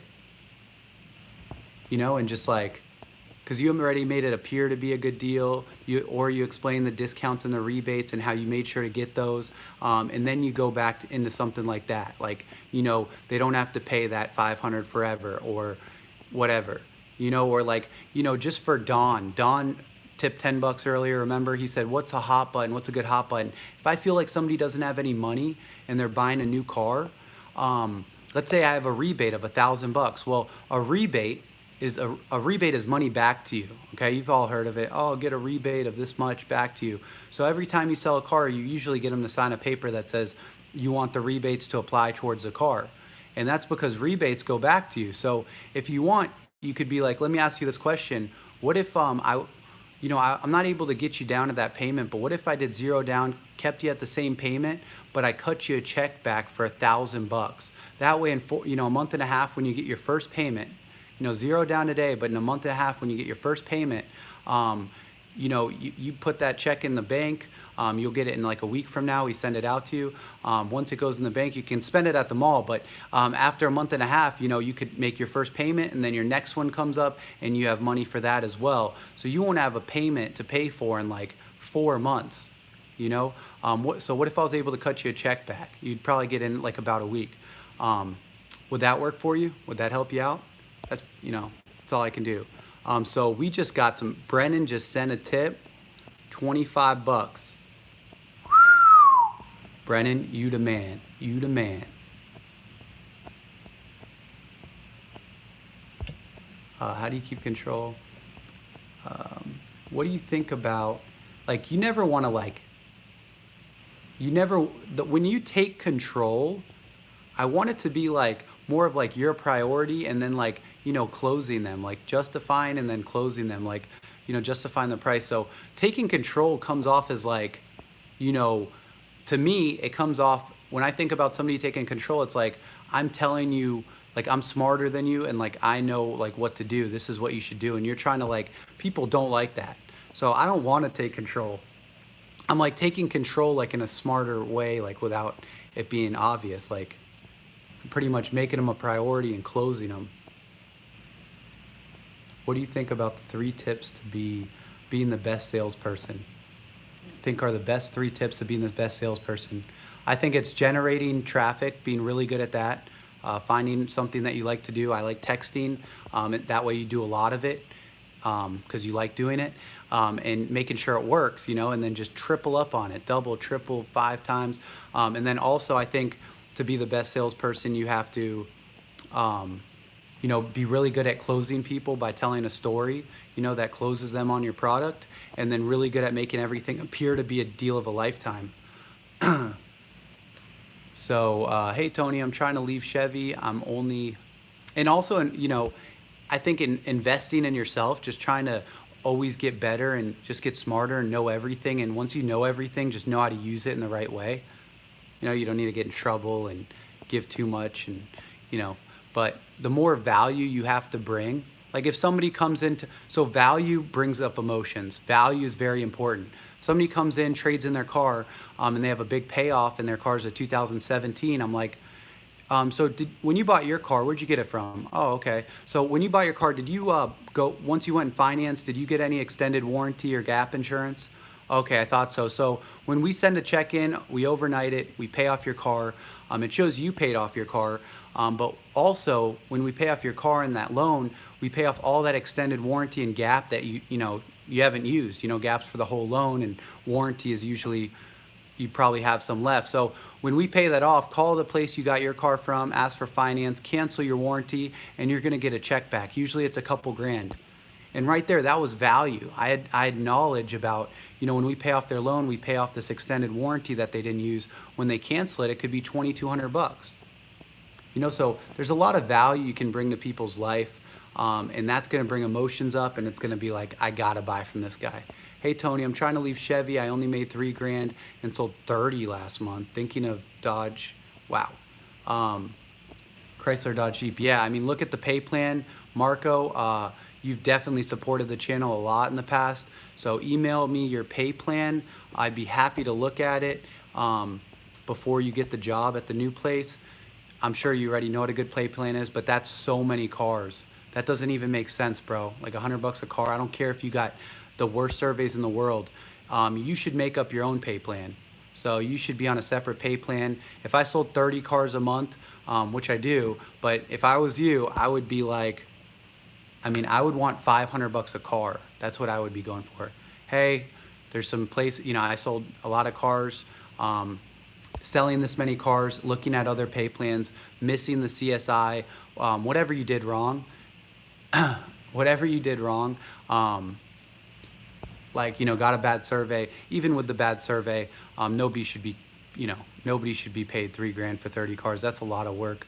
That being said, if I can't get on a different pay plan to where no matter what I get $500 per car, then there's another dealership that I'm gonna look into. I love it here though. I don't want to leave, but no matter how much I love you guys and I like working here and I love the product and I'm comfortable here, I do have to get paid for it. I do have goals that I want in life and stuff like that.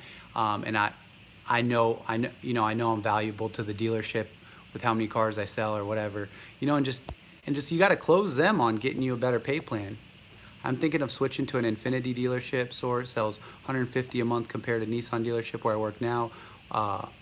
What luxury dealership do you suggest? I suggest Infiniti. Hey, Brennan took the lead. Brennan took the lead. I'd suggest going with, I work at Infiniti dealership, bro. Suggest going with Mercedes, BMW, etc. But Tony knows so what to say. Yeah, BMWs, I don't know, man. It's just, I loved Mercedes, honestly. I'm not a car guy, but like I love a nice Mercedes.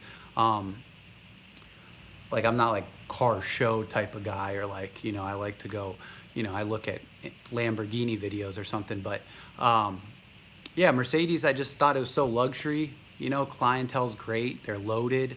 The trade-ins you get are awesome. I'm just not into BMWs as much. I think they're just more sporty, which is cool, but I'm just more into the luxury look, I guess. Also, the cost of BMWs are really expensive. I mean, Mercedes too, but I think BMW is like number one, I think. I don't know. And Mercedes is just super popular. I think that all the Mercedes dealerships I know of compared to BMW just sell more cars. Also, it seems like the people you work with are older, so it's easy to just run circles around everybody. I got first place every month, I think. I had a guy there who sold like 10 cars a day. He came in like 3 times a month, so 30 a month, but he worked with big companies and stuff. How do you beat the internet people? Marco, you can't really beat the internet people, man, because they're talking to more people. But if you find a whole bunch of previous customers that you can text, you just got to talk to more people, but internet's where it's at, you're not going to be able to, they can scale up, texting people and offering people and reaching out to people up to 100 cars a month. You can't scale up how many ups you take, doesn't matter if like you get a lot better. Like, yeah, you might sell 22 instead of 20, but like, instead of getting a lot better, I mean, while you're getting a lot better, why not just talk to double the amount of people, and put in less effort than going through all this work and then they don't buy a car or something like that. When you can just like set appointments and everything just is so smooth and perfect and so much faster, and you can set up your day. You're never going to compete with somebody who has like their day set up really well. I've heard that Genesis pay model is a flat commission depending on the customer. Genesis pay model, experience surveys per car. How do you think this pay model? I don't like flat commissions per car. I'd rather go for gross, man. Like, I know how to hold gross, and I feel like it never adds up, the flat commissions. Do you ever have to TO a deal? I do it all the time. All the time, Jerry. I can't imagine you would ever, I TO 4 people. My bad. TO, no, yeah. I mean, nobody wants to talk to my customer. Like, if I didn't sell a car to somebody, then like, they're like, okay, let them go. Like, I'd still check just because it's like the rule for all the other guys. I'm not going to like think I'm better than everybody. But when I do go, hey, you want to talk to them before they go? They're like, no, it's good. Nah, you're good. So that feels pretty good. But I know what you mean. Thoughts of TO deals? Just want to ask. Thanks. Yeah, Jerry, let me sit back a little bit here. So TO in a deal, most managers come out and just justify it, like justify the price and why they can't do better. I think that, before you even get a TO, do your best to close the deal. Do your absolute best to close the deal and just leave everything out there on the table, and then go get like the best manager you think, even if you got to wait. Just be like, okay, I got an idea, I'll be right back. And just go get a manager, the best one that you like, and just wait for him. And if he says something, listen, I really like your TOs. Like, can I just wait like 10, 15 minutes for you or something? Like, I just really want you to TO this customer. I've been working them for like 2 days or 2 hours or whatever. And you just gotta work it, man. But if I TO a deal, it's just like what I said with that finance close. Hey guys, my name's Tony. I'm the floor manager. How you guys doing today? Oh, okay, good. So Johnny told me that, he came up to me, he said, you like him, you guys like the car, it was just the price, right? Okay, so he was working it with the manager here, but he's one of my favorite guys. Pretty awesome dude. So I grabbed the paper, I went to my desk, I saw if there's anything I could do, to make a deal, get to that number you want to be at. That way you're happy, you guys get the deal you want, and then, Johnny gets a sale. But what I didn't realize when I went to my desk is you guys went back and forth for a while, I didn't realize that. But what I did realize is you guys aren't putting any money down. You're financing the whole car, your taxes, your tag, everything, right? Okay, so You know, one of the reasons I picked this dealership is we have a really good finance team. And, you know, a few percent like of interest on a loan like this comes out to thousands on the back end. So I won't be able to save you guys any more money on the car or, you know, give you any more for your trade, but I'll make sure to take care of you guys on the back end, okay? All right, great. Let me just get a signature and I'll have them bring it a detail. Hey, thank you guys so much for your business. I appreciate it. Can I get you guys a water, a coffee, or anything like that? Oh, okay. All right, awesome. You know, whatever. If you need anything, my name's Johnny. My name's Tony. I'm out of it. We've been on here for like 2 hours.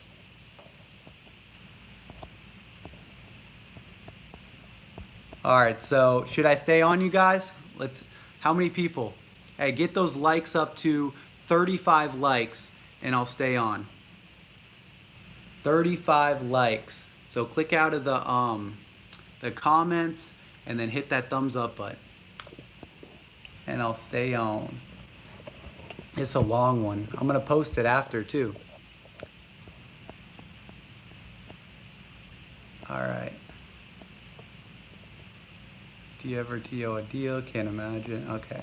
Work in BDC, biggest issue, bad contact information up front, just shopping around comments, and commitment to appointment date, time not showing. All the closes that I do to close people and turn shoppers into buyers, you can use over the phone, Udaman 1K.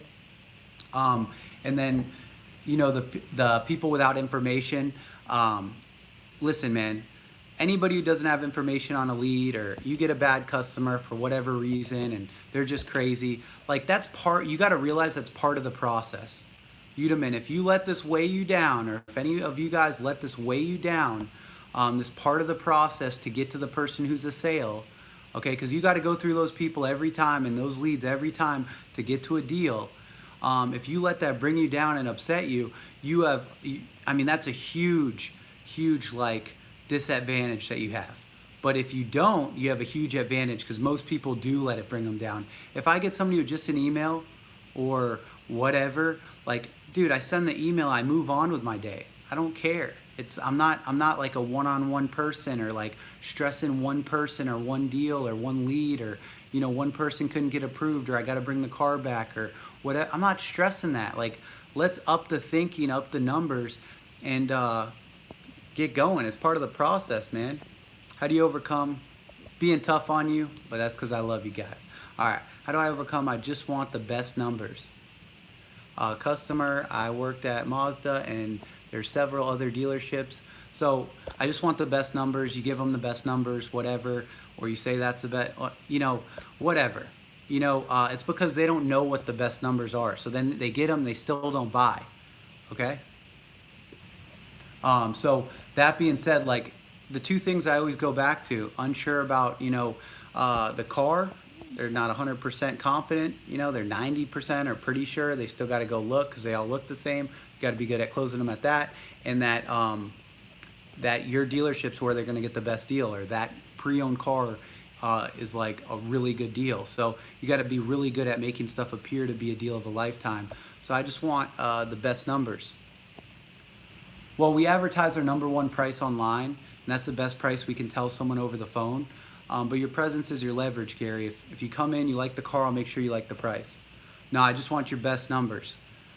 Listen, I did a lot of price shopping just like you're doing before picking a dealership, because I didn't want to hand out pricing and another dealer was like $500 or $1,000 less. So if you come in, you like the car, I'll make sure you like the price. For any reason you like the car and you don't like the price, I'll give you a full tank of gas just for coming in. Were you able to make it in today? Just finished my first week of training at Audi. Thank you for all your insight. Awesome.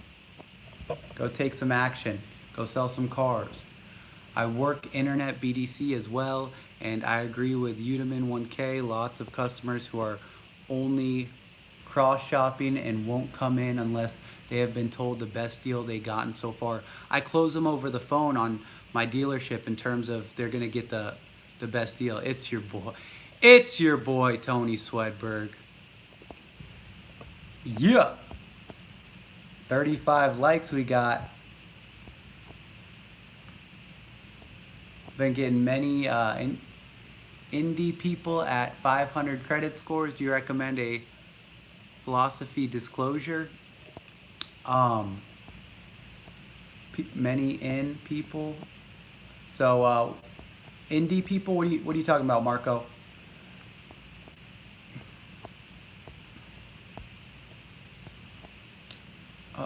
Ooh, ooh, ooh.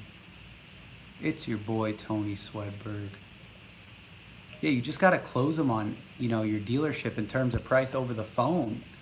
That way they have a reason not to go shop prices and not to call. They don't want to call these dealerships. They just have to because they're scared to make a bad decision. They don't want to get ripped off.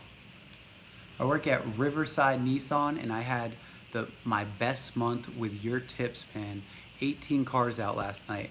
Carl Evangelista. Wow. Awesome. 18 cars off my tips. Carl, come do a session with me, man. I'll get you to 30 cars. I'll add 12 cars, and I'll make it feel like you sold 15, even though you sold 30, because I'll make it easy for you. That was always what I went for. I got to crash, keep living the dream, my man. Hey, only because of you guys. Man, people are hitting me up for these buy one, get one free sessions. As I'm on here, guys, like I'm just getting notifications like, hey, I saw you got a buy one, get one.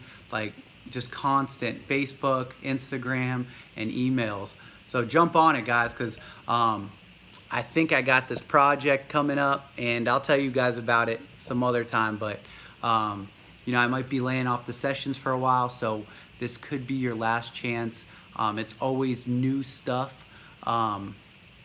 That you haven't heard before on the sessions, and I close you on why I do it, and that way you don't even have to write it down or nothing. You're just closed. You're like, wow, that's gonna work, and it's like you're just like so in love with what I said, hopefully, that you don't even got to write it down. Like you'll never forget that. Like that's just like so key and game changing.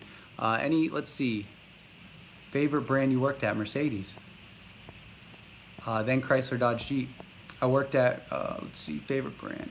From 3 cars my first 4 months, LMAO, until I found your videos, bro. Wow. That's awesome. Good for you, Carl. I'm glad. From 3 to 18, that's insane. Big fan. Michael, thank you so much, man. Rovelli. How often should you sell a vehicle when sitting with customers? Like always. Like every single time. I feel like I sell it pretty much everybody except for really, really bad credit. And I'm good at getting people approved. Meaning like there's so many things about getting people approved that if you know these things about getting people approved, I have some videos on it. I think that I talk about a lot of the information, but it just makes so much sense. It's not just about their credit score. There's so many different factors that you can do that the managers don't even do, that just get people approved. I mean, oh man, so, and it just so much value, so much value. If you have somebody with bad credit and you do a session with me, like, I mean, you're at a store with bad credit all the time in an area with people with bad credit, like, you're gonna make a lot of money. Like a lot of money. You're gonna get way more people approved. So I love those sessions. Hey, bad credit's the main thing. Pretty much everyone, man. Did customize your own business cards? No. I almost didn't even have, like, I didn't even have business cards a lot of the time. I like to have them, but for what? I'm going to sell you a car.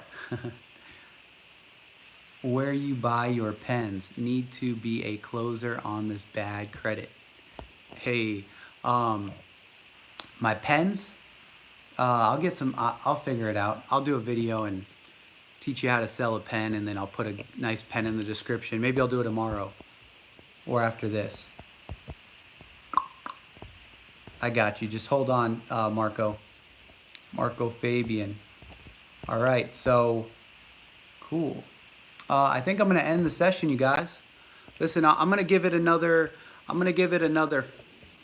you know what? I'm going to do something. Let's say, I'm going to give it another 10 minutes. on this live chat. And yeah, 5 to 10, yeah, let's do 10 minutes on this live chat. And if I get 34 people, if I get in the next 10 minutes, 10 full minutes, if I get 30, okay, there's 35 people. If I get 35 bucks, that's like $1 a person, but you know, you can obviously send 10. So then not everybody has to send $1. That would be tough. 34, yeah. If I get 30 bucks, 30 bucks in the next 10 minutes, 9 minutes and 45 seconds, then I'll stay on for a little bit. I'll stay on for another 45 minutes after the 10 minutes. Yeah, so yeah, hook it up. Hook it up. I'll stay on longer. Are you gonna run a red light again on an empty gas man? Yeah, I probably would, Marco. Marco's talking about, I had a live stream. I said, hey, tip me 10 bucks. I'll run this red light on a live stream in the car. And I got a tip for 10 bucks and I kept my word. I think I might have got a ticket for that one. I sent you a message on Facebook. All right, cool. Mr. Cool Kid. You got beat though, Mr. Cool Kid. Mr. Cool Kid, 25. Brennan sent 27. Ooh.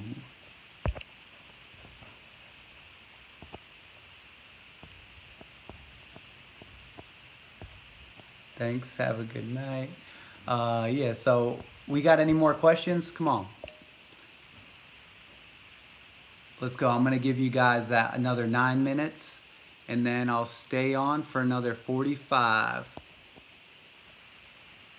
I'm telling you, first person sends $5, it's gonna hit. It's gonna be pumping you. Come on, guys, let's go, let's go. Let's keep them on. Let's keep asking questions. Think about it. You know, this is stuff you're gonna take with you with every single customer that you can use over and over again and constantly put money in your wallet. Okay? Good stuff. Good stuff. Give me some situations.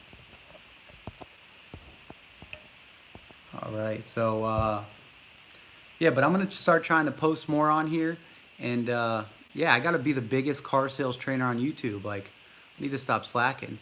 How do you turn shoppers into buyers? So if they turn out at the end of the sale, if they go, you know, so if I get this in your, at the end of the test drive, so if I get this in your budget, you take this one, right?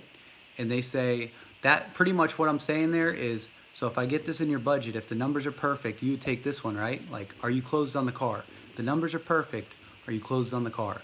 If they say, well, you know, I still got some other places to go. Great, where are you going next?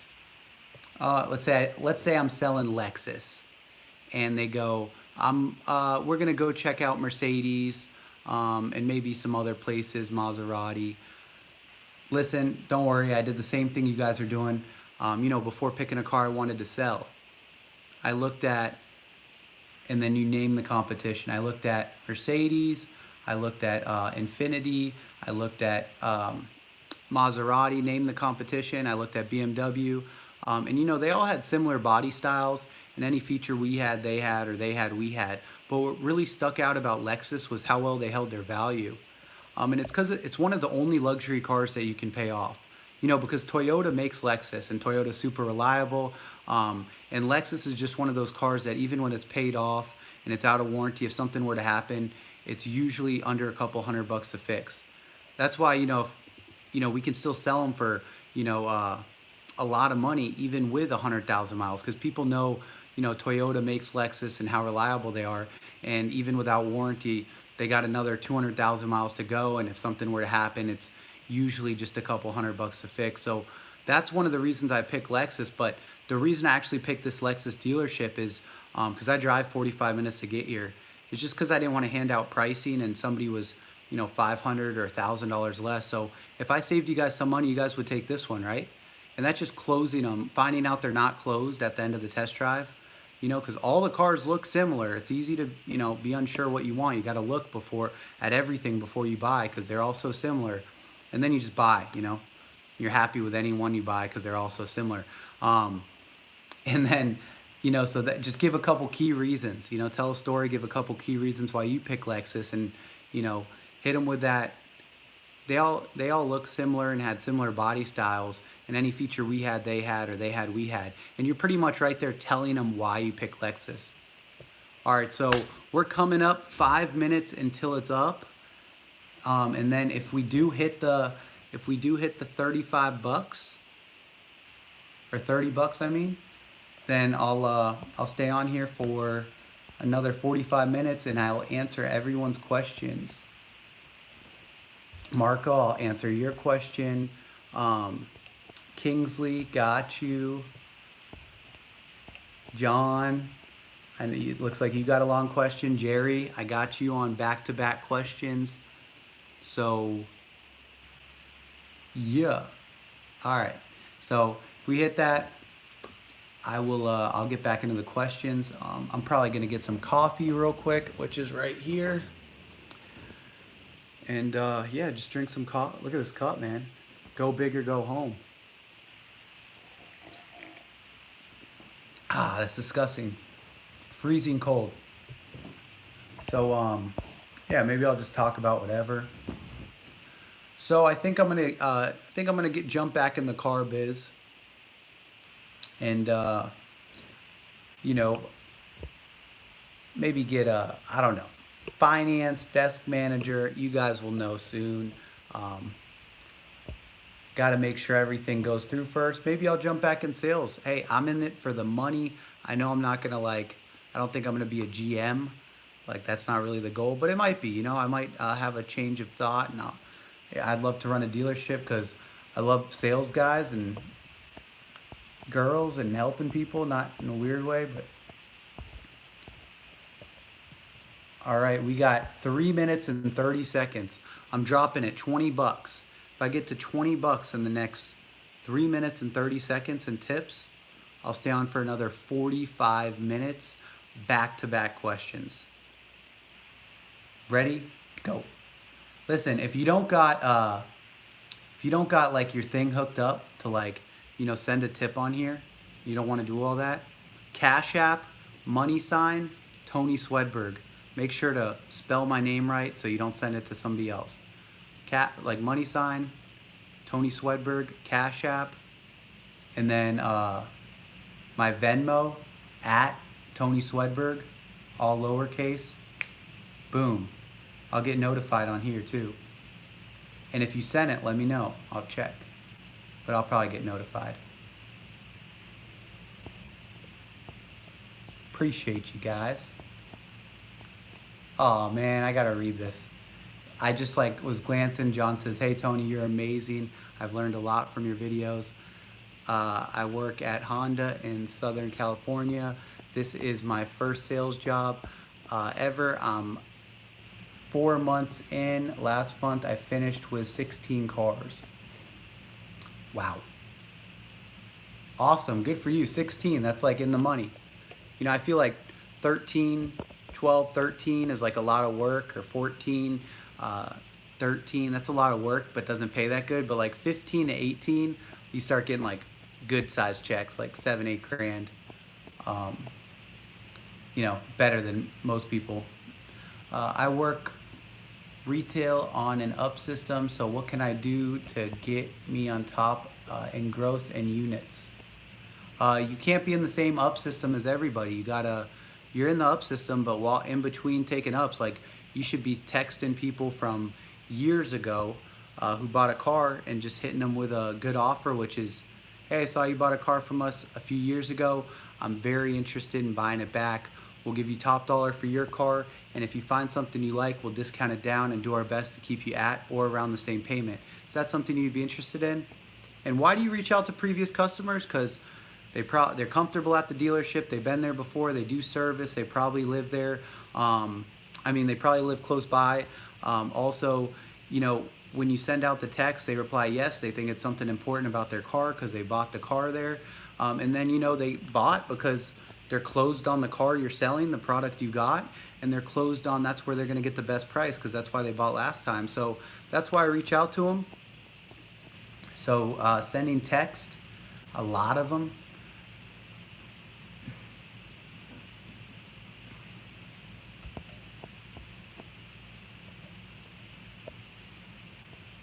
At our dealerships, they often say they are not going to get approved based on credit, income, etc., and they don't even submit it to banks sometimes. Jerry, yeah, I know that's really rough, man. I'm about to get off here. Hey, if I get $10, if I get $10, man, I will. I'll stay on. I got 20 seconds. You got to send it, or 30 seconds.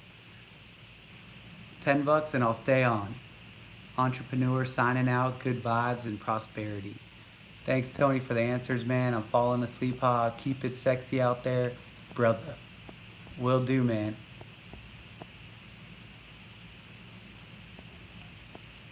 How to hide a 10-pounder. Oh, these are some good questions. All right. Looks like, okay. I'm out. Thanks for the information. See you guys. I think, what was that? A 2-hour video? 2-hour video. Hope you guys enjoyed it. Hope you learned a lot. Comment down below what you guys want to see next. If you made it this long, I would, but I'm going to sleep. Got a car delivery at 9 a.m. That a boy, Jonathan, but definitely will stay tuned. Hit me up for a session, you guys. I'd love to meet you, and it's buy one, get one free. So let's do it. Hit me up. Email. Everything's Tony Swedberg, or Facebook, Instagram. Add me on there even if you don't want a session. Just got a job at Chrysler Dodge Jeep Ram dealership. I've never had a job in sales before, but after watching your videos, I got hired. 2 days, sold a car, have 3 for Tuesday. 3 appointments. Thanks, Tony. Going to set up Cash App. Hey, all right, Jerry. Hit me up, you guys. See ya.